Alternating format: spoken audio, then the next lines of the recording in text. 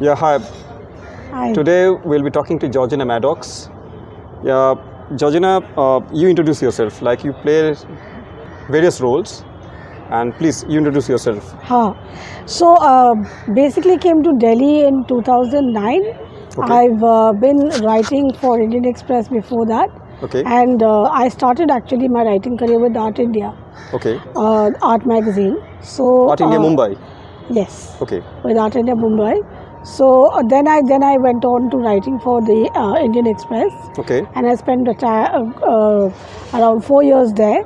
Okay. Then I joined the Times of India's group. I spent a year there. I came back to Express. I came to Delhi, and then I joined And India which year Today. you came to Delhi? Like 2009. 2009. Yes. Okay.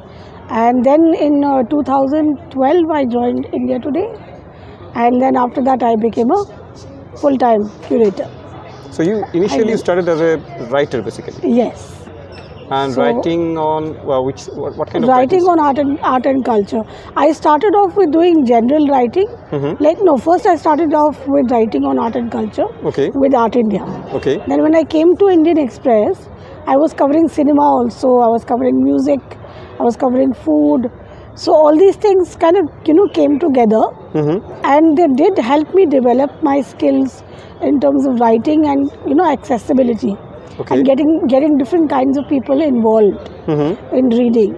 Right. So when I finally began to specify and write only about art, it became something which was fed by many disciplines. And whatever the 2 years that I spent writing about other things Right. fed into that. So it became a very sort of full-bodied writing. And that is the nice thing about writing for a newspaper, because they are reaching out to the most common denominator. You get the newspaper even when you are buying some bhel puri, Right. on chapati, or you are buying some peanuts. It happened to me once that I bought peanuts, and it was given he gave me the peanuts in my own article. So it was a very nice. Okay. I was eating the peanuts and I saw that GEORGINA happened in MADDOX. Mumbai, basically, Bombay. Yes, in Bombay. And I saw GEORGINA MADDOX written there, and I was like, oh my God, I'm getting served peanuts in my own article. It was a lovely. It's more accessible, basically. Yes, yes. More accessible. And you know what all the newspapers get used for. So your multiple uses and multiple readings and all kinds of things happen to your writing. So it is very you have to remain humble also.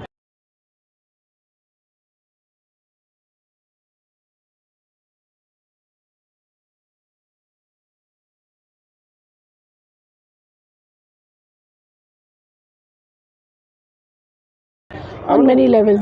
I want to ask, like, GEORGINA, do you feel like art writing right now, it's 2022, that thing has reduced, that space for art writing and art criticism has been cut down?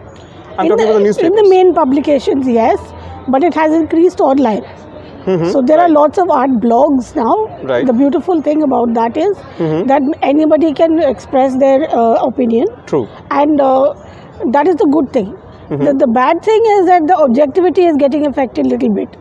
I feel that sometimes subjective opinion comes and people are just copying the press release. Right. And just putting that, and that they are passing that off as article. And they say, okay, 70% is what do you call it, press release, and 30% is So you what don't we have have to spend written. time on thinking about. They don't spend time thinking about it the way they used to. When you read the old articles, True. Yes. you feel the kind of Yes. research that has been done. Absolutely. Because there was nothing existing before that. Right. So they had to write. There was documentation. In a way, those Exactly. are documentations. So we don't have that. We don't have that, and we've lost so much of the archiving. Right. And the True. the ability to have a nice aesthetically driven archive with images and with writing in India is very challenged. Abroad they have so much just on one artist, and here there are so many artists who are not covered.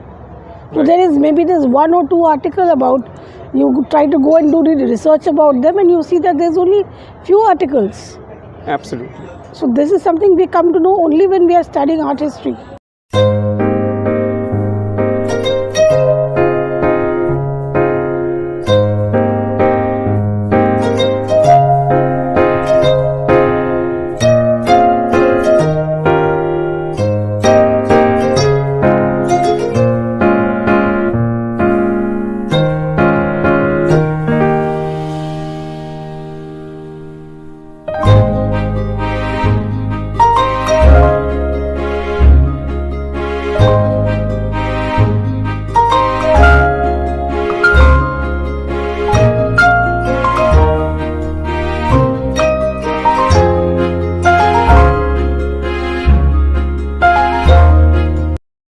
what exactly?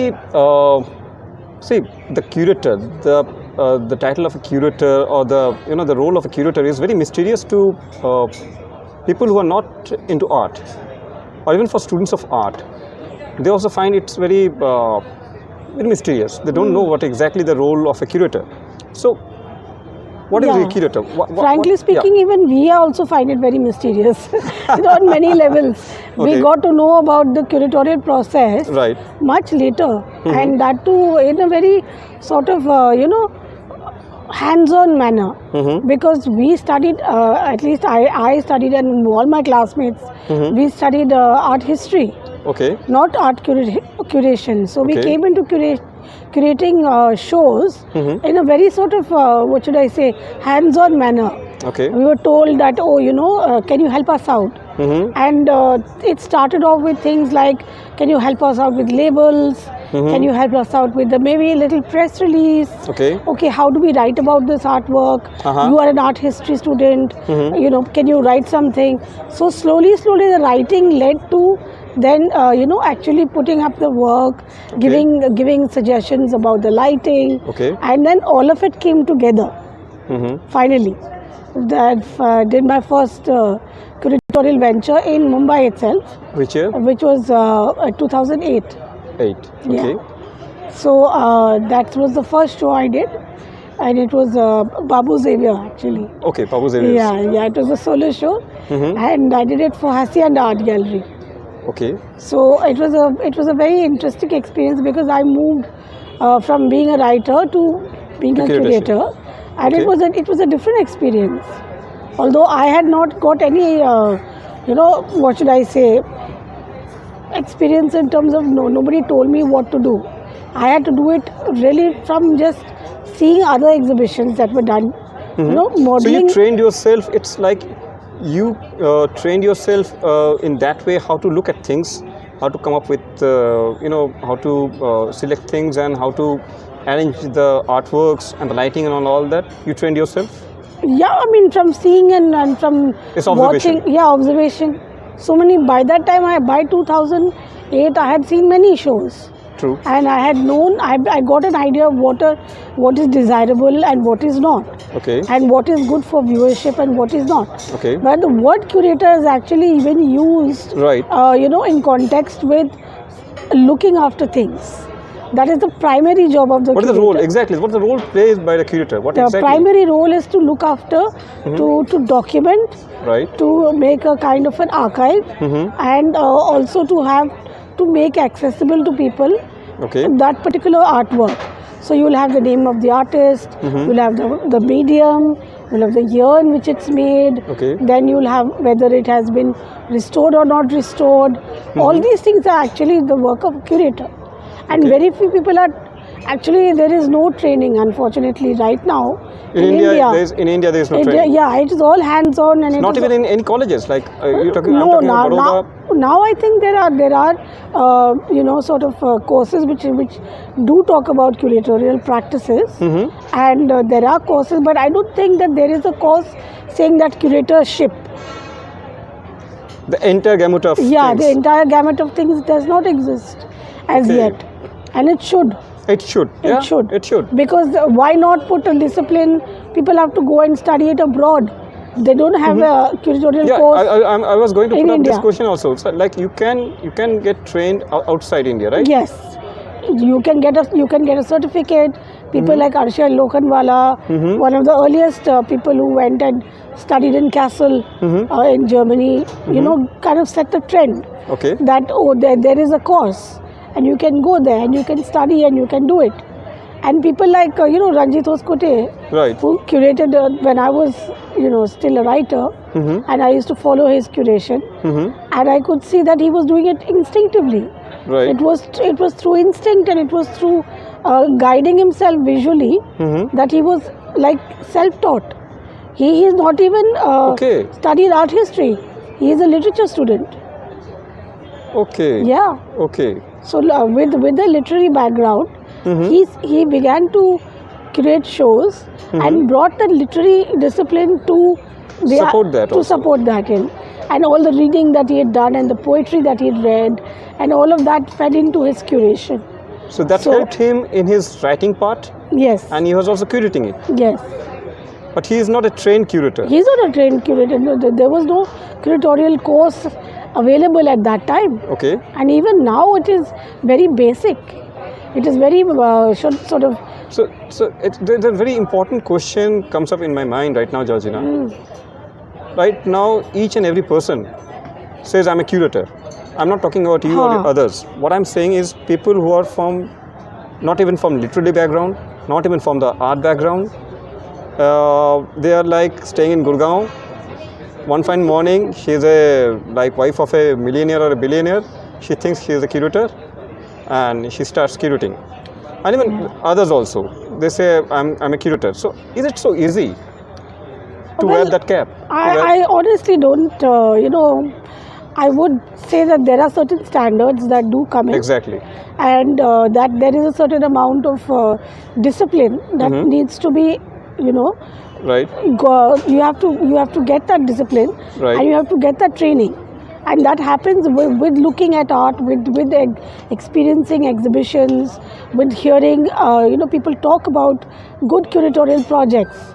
So when you hear them saying, "Oh, that was curated well," so you want to figure out why was that curated well? Exactly, why it's curated well. What was good in that? Right. So you find out, and then so the aesthetic sense, the way it was developed, in terms of the concept note behind it, the variety that was shown, the objectivity that was shown, like all the time just putting your spouse's work in the show doesn't necessarily mean that you're a great curator. Yeah, you're touching on a very sensitive part. I am touching a very sensitive topic, yes. Yes. But we see this happening a lot. Absolutely. There is no objectivity. Absolutely. And we see that your favorite person, usually your spouse, and or your lover, they are coming in the show one after the other, and that is not necessarily the mark of a good curator. No. Unfortunately, it happens a lot. It happens a lot. Absolutely. So that is something which I would say that we need to have a certain amount of objectivity applied in curation, as we do in journalism, as we do in writing. And why not? Because that will bring a kind of a distance. Whenever you are making a film, for example, if the filmmaker is having an affair with the actress, we come to know at once. Absolutely. We come to know that they had something between them. Absolutely. And there is certain objectivity which gets kind of affected in the way that he has casted the role, or he's done the developing of the role, whether he's willing to show the character in a negative manner or not. The artist becomes a liability for the curator. Exactly. So that shouldn't happen. That you need to have that. You need to be able to say that, hey, this is not working. Right. And not have the spouse throw a fit and say, oh, you put my work in this show, otherwise else belan milega. Absolutely. And it happened a lot many times. I've seen this. Yes. Whether it's a man or a woman. Absolutely. In both cases, like sometimes the curator is male and the artist is a woman, or sometimes it's the other way around. So that I think is something that we need to question and put out there, and really bring into some correction to the practice needs to be brought in there. You need to have objectivity, you need to have a certain amount of distance. Right. You need to not only be curating your favorites, and you need to be doing difficult projects. I think that is really important. Difficult projects, absolutely. Yes. So how do you choose the artist? Like tell me, one gallery asks you to curate a show, curate an exhibition, and you have, say, 20 or 30 artists you have to select. So what are the criteria that comes up in your mind, and what guidelines you follow to come up with that show? The main guideline is you see how much the artist's work is speaking to the theme that you want to show. Right. So I mean, if it's something which is looking at a particular aspect of abstraction, you can't really put figurative work in it. True. Unless you have a reason for that, where you can explain the journey, or you are trying to show the journey that they made from being a figurative painter to becoming an abstract artist. Right. So sometimes it becomes important to show that journey. and then you have that person's both the works, the abstract work as well as the figurative work in the show. Okay. But sometimes you just have it there and you're scratching your head and you're wondering, okay, so why is this artist in this exhibition? Or for that matter, they are looking at say they are looking at a topic like gender, and this person's work is not speaking about gender at all. Right. And they are talking about something else altogether. Right. And you're wondering, oh, why is this person's work in this exhibition? How is it addressing the theme? So when that happens, then there is some little has been made with the curation. You made some what should I say? You're not explaining what is the reasoning behind it, and sometimes people get it at once. They say, yes, this is the theme, this is the show. Right. Got it, understood. So it depends. It depends. Because sometimes your theme is not that simple. Sometimes you have Sometimes to engage. you have to research. Sometimes you have to research with the works also. Yes. Do you visit the studios of the artists also? You make Well, before the COVID, that was a must, in fact. We used to always say that, because looking at the printout of the thing, or even looking at it online and looking at it physically is always very different. Right. And you have a different experience of the work when you physically see it. And this has been experienced so much by people when they had to be in lockdown. There were artists pulling their hair out saying, I miss visiting studios of friends. I miss going to exhibitions. There were curators who were frustrated saying, I can't curate because I'm having to see everything in 2D. Right. And there were so many of my colleagues who expressed this frustration and this thing, there's like a liability that they were facing because they were not able to visit the studios. Right. And there are people who even expressed it in their curatorial note, saying that, we were not able to go to the studio, but still we managed to curate the show. Okay. So it is true that it makes a difference if you go to visit the artist's work. It does. And sometimes there are works lying in the studio that the artist has not thought. Yeah. That goes and you see it lying there and you're like, those are hidden gems. Yes. Right. And it is your job as a curator to bring those hidden gems out and say that, tell the artist that you should have the courage to face that. Why not? I think that this work is very good for you to show and be vulnerable and show it. Wow. Yeah. Tell me one thing, are curators paid really well? It depends. Now that is depending. Okay. Yeah, there are curators who charge a ridiculous amount, and we don't know why they are getting paid so much. And then there are curators who don't get paid hardly anything. Okay. And they do so much work. So I don't think that there is a standard. I think it really is about how you're able to, because the entire art market is not really something that works so much on visibility. Okay. We don't talk about the pricing. There is no standard. It's all happening under the cloak. Oh my God. Yeah, Okay. even the amount that the artist gets paid also happens under the cloak, no? Under the cloak. Okay. So the moment the art market and the art franchise becomes standardized to some extent, Right. कि boss, below this we should not get. So there Right. should be a minimum wage for Absolutely. curators, for writers, So right now for artists. it's up to you, like how much you can bargain. How you can bargain and how much you can show that, if you show that you are vulnerable, then you tend to get exploited. It happens. And they exploit all the young people a lot more. People who have just come out of college, and that's okay. I think that a little bit to get experience, you are willing to take that risk and you're willing to work hard. It's okay for the first 4-5 years. If you do a little bit work in less money, it's okay. But then when you become a senior curator and somebody is offering you peanuts, then you have to say no. You have to say no. Absolutely.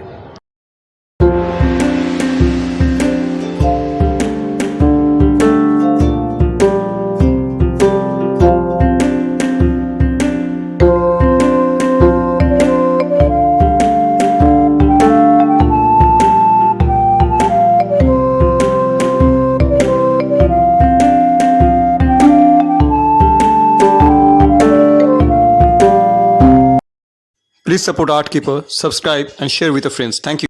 There's a tricky part. you as a curator sometimes have to, do the job with a gallery where you're paid well and you have a certain mandate to follow, and sometimes you have to work for a individual artist where the payment is sometimes it's not that well, and maybe the project is much better, much more interesting. So what are the challenges you have faced while curating for a gallery and for an individual artist, and what are the differences? Well, to be honest with you, when I've curated for an artist, it has been a lot more intimate, because there is a kind of a one-on-one that you have with the artist, Right. or the group of artists. Like I did the Goa Cap, for example, and we did a curatorial project where we worked together. I was a curator in residence for Coach, Okay. and I spent an entire month with them, just hanging out with. Very different from when you come and just do it. This is the idea. This is the thing. The artwork, get the artists, all of that together. Right. And then you kind of put it together, and then the show is. So then that is a little less intimate. So I think that it becomes more intense and more demanding when you're working with the artist. Okay. And you're working, hands-on. You're attending their studio regularly. You're seeing them preparing the work. So there's a lot more intimacy that creeps in. And I do feel that the one which is more intimate is definitely more rewarding than the one where you are doing it, from a distance. But then the one with the distance sometimes comes with the other reward, that you are a little more objective also. So there is one where you're objective and you are distant slightly, and then there's one where you have that intimacy and it's very personal, and your personal view with the artist and their friendship and everything comes through. Okay. So that is also there. And any of your favorite projects? Like you have done so many. Yeah, but I think all the projects have been important. The shows that I've had in Bombay, the ones that I've done in Delhi, the ones that I've done in Hyderabad, the ones that I've done recently in Barbil, which is Odisha, where the audience was not at all ready for many things that we showed them. Right. We had, like, for example, performance art. They were expecting something completely different, Okay. and they got something different. And there was anger, there was happiness. So the reaction was totally different. There was so many different there was layers and layers of different reaction. Okay. Some people were just dismissed it and they said, "Ye kya hai, bakwas hai," and they went off. They cut off. And those people lost out. The ones who were curious and they said, "Ye kya hai?" And they were there trying to find out more. Yeah, they were trying to find out more. So they got a reward. Because they learned a little bit more about performance. They learned a little bit more about how a contemporary artist comes together with a traditional artist. Like an Odisha dancer who's doing Odissi, who is doing Chow. Right. How he is collaborating with somebody who is a performance artist. Okay. Or how somebody who is doing, folding of paper is working with someone who's working in bamboo.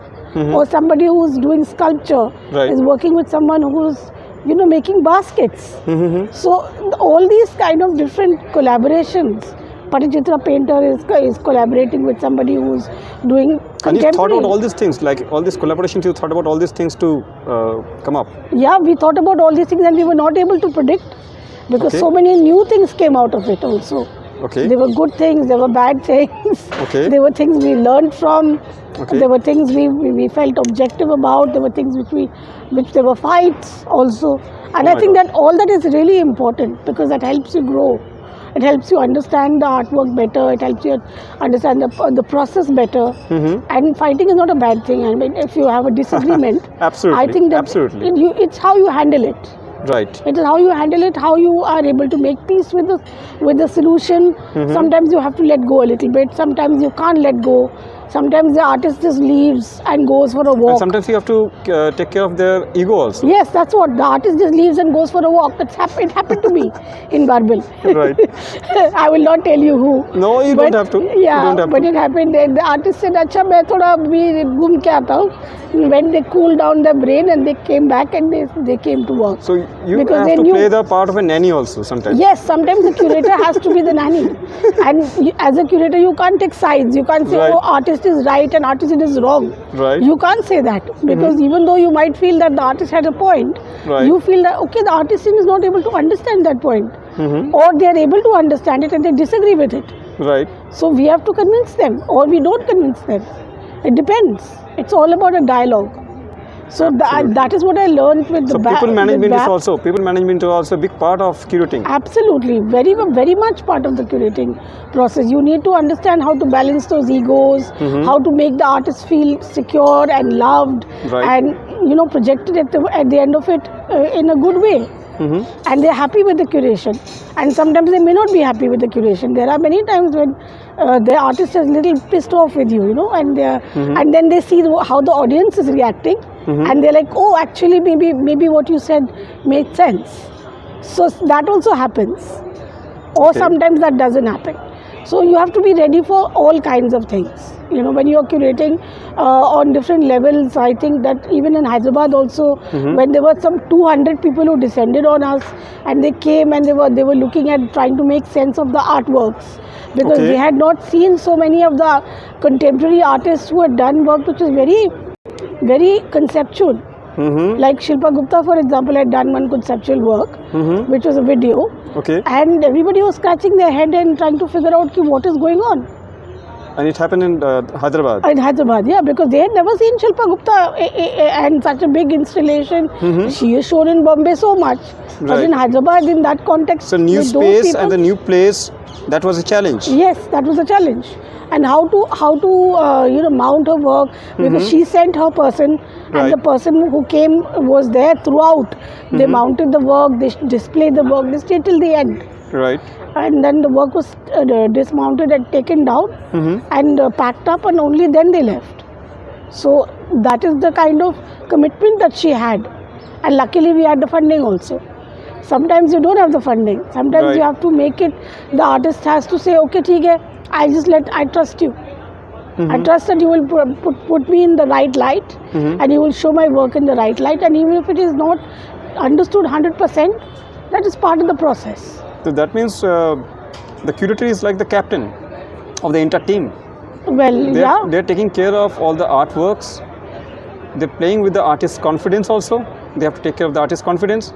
They have to keep their galleries or the organizers also happy, and they have to create a fantastic exhibition or a show At the end of it, yes. at the end of it.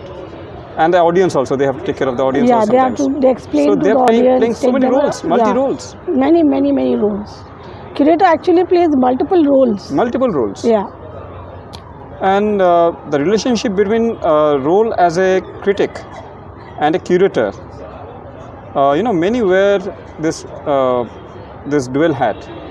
You also wear this. So what are the challenges and what exactly you want to talk Yeah, you have to be very careful that, when you're curating a show, and you are using your elbow power as a critic, as a curator and a critic, then you have to be a little bit careful that you don't only favor yourself.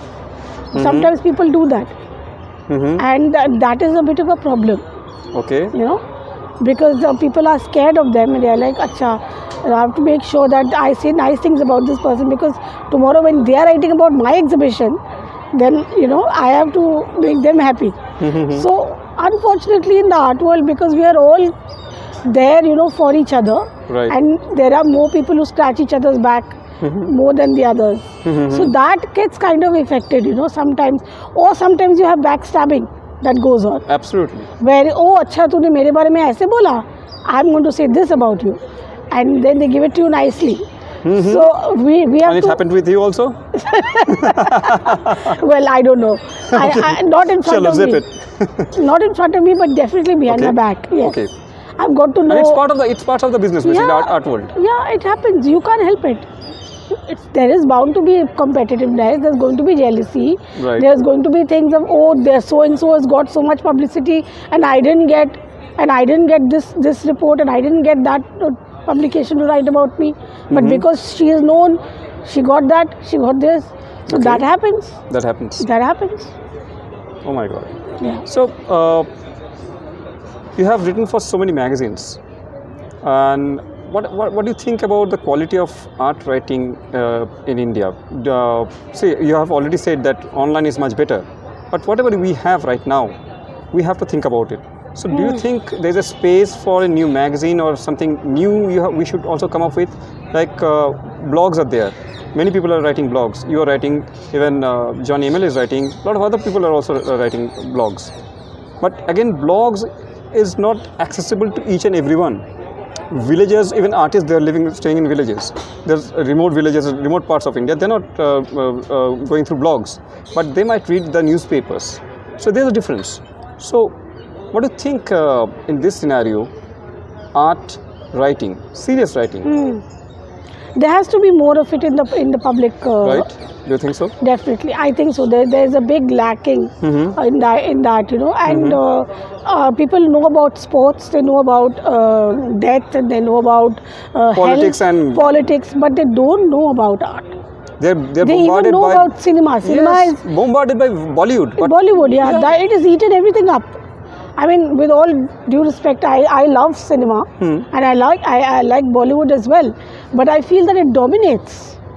It dominates the art scene and it eats up all the space. we don't have even art channels also. I'm talking about TV channels. Like Yeah. there's one point of time when we had some channels with NDTV was doing that. Art Palette, I suppose. Yes, Art yes. Palette was there. But after some years it stopped doing. That's what happens. Even with the shows, the TV shows that are dedicated to art and culture, they slowly fall away. And then they just say, "Acha, abhi ye nahi karte," because we didn't get that many, viewers. And why didn't they get that many viewers? What is the reason? Yeah. What are the reasons? One is that accessibility. Very often people are not willing to make it accessible. And the content maybe also. Yeah, the content, because they are talking about some things which are all in the air and common man is not getting it. Yes. So yes. you need to have a balance. Yes. You need to have a little bit of common man, you need to have a little bit for the critic, you need to have a little bit for all those who are extremely intellectual and... See, you're serving them red wine, they wanted to have a bottle of rum. Thara. Or a thara. Forget about the rum, they want thara. Or even for Feni. Yes. So it's sometimes the content is also very important. True. Why they don't sustain for a long time. Because of the content and because of the way the content is packaged. So without, there is a way of packaging the content without oversimplifying it. You can make it accessible. It doesn't have to be purple prose. It doesn't have to be using those words where you have to go running to the dictionary every time. You can say it in simple language also. But you don't lose out on conveying what the artwork is about. Have you ever thought about starting a kind of a channel on YouTube? See, this is also a channel, Artkeeper. I'm just doing documentation, but it's not a kind of a channel where I'm doing, it's not a commercial thing. But what I'm trying to say is like some galleries or some other institutions, they start a kind of a channel on YouTube, and YouTube is accessible to each and everyone right now. Like any person, even in villages, they can, switch on their mobile and they can listen to you. They can. Yeah. So what about, using this platform to actually talk about things in a language which is acceptable to each and everyone? You can have that. Why Right? not? Why not? Why not? Why not? But then with India, language is a problem, because then when you go down south, people don't speak Hindi over there. They Absolutely. They're not happy speaking Hindi. Right. That is the truth of the matter, and they don't. And if Right. you go up north in the northeast, they want to speak another language. They might be speaking their Assamese, or they are speaking in the dialect that they are using in Meghalaya. So Okay. it is very difficult with the way you say that Hindi is the Rashtra Bhasha, but then Hindi is not a Rashtra Bhasha. Hindi is not national language. but that's what they are trying to say. That is the truth of the matter. so there we have that problem. In India, it's It's the official language for governments. yeah, Official language. exactly. Working language. It's not a national language. Yeah. So getting a national language for India is going to be very difficult because what you decide is a national language. True. So that is a factor that we all have to try to be multilingual is the only thing I can say. Okay. That try to speak as many languages as you can, bring a little bit of that local culture into it. You can Yes. even use the dubbing. You can have people explaining. You can have subtitles. Subtitles, you can have people explaining also in the Right. local language. Now they've started a new thing with cinema. You can choose the language in which you want to watch the film. Yes. You can watch a film in Tamil. Absolutely. It's You there. can watch a film in Hindi. You can watch a film in English. You just have to choose your You language. just have to choose your language. Yeah. So I think that YouTube also is going to come up with that option, and that you can hear me speak in Sinhalese tomorrow. Why not? And that will be wonderful. Absolutely. I would be very happy if I can be translated and made accessible to somebody who's in Sri Lanka. Absolutely. So, have you done any international projects also? Do you have any plans for doing international when you said Sri Lanka? I have Sri Lanka. I have not done as yet. Right. Just when you said Sri Lanka, I just coming up with the question. I thought of Sri Lanka because that is Okay. happening right now, and I have friends there. Okay.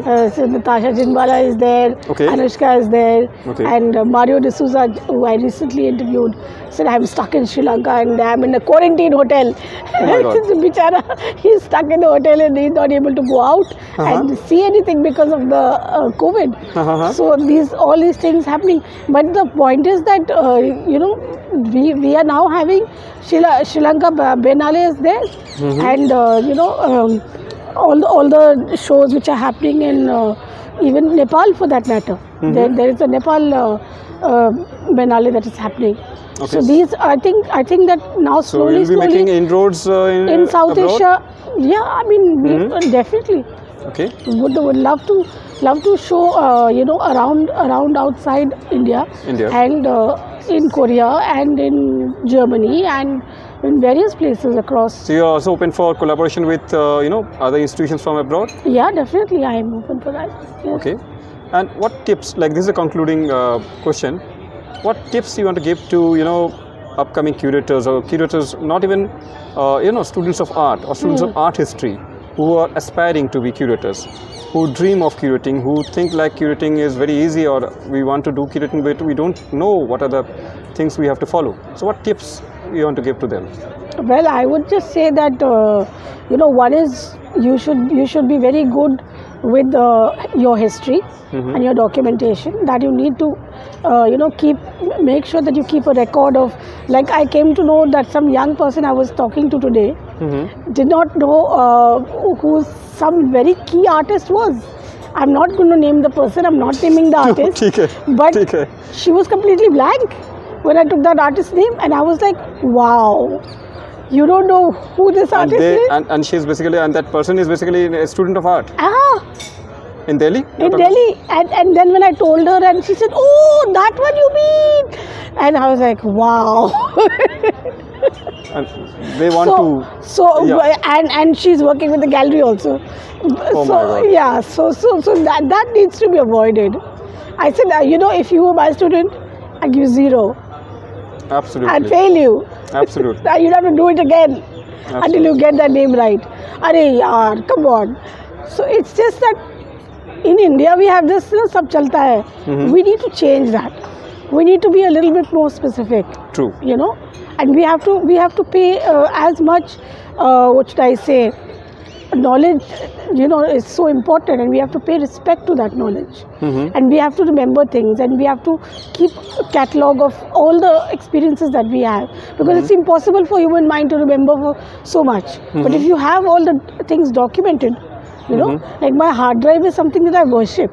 And I don't see the younger generation are very casual about it, hoga kahin mere usme Insta mein hoga. They are so casual, and I don't know whether that casual attitude is trying to show that they are cool and actually they know it, or they really don't care. In which case I'm worried. I'm worried. So they have to be we need to have a little more specificity, and we need to have a little bit of documentation. Documentation in India, unfortunately, is very bad. Absolutely, It is very bad. It doesn't exist. It hardly exists because we believe सब कुछ माया है. At the end of the day, And when the artist dies, when he passes away, he or she passes away, we say, अच्छा कुछ है क्या? ढूंढो जरा. हाँ. So they start searching either with the Doordarshan, either with Lalit Kala, either with NJMA or so and so places. We don't have that kind of, thorough documentation of artists. Like Sadanand Bakre, for example, it was so difficult for me to get matter on him because he lived so many years out of India, and people didn't write about him. There was hardly anything. There was so much on Raza. Raza books, Raza catalogs, Raza these, Hussain. So many books, so many catalogs, so many controversial articles. He is being penalized by the right wing, but nothing on Bakre, nothing on the other progressives. And for, I don't want to take names, but that there are other artists who are not well documented. True. And that is a sad thing that exists more so in India than abroad, I would say. Thank you so much, Georgina. Thanks for your time. And I know we have so many other questions to talk about, but we lack time. Maybe I will catch up with you next time. लेकिन अभी के लिए बहुत सारी चीज़ों पे हम लोगों ने बात की आपसे. And thanks for your time, and it was a pleasure talking to you. Likewise. Thank you so much.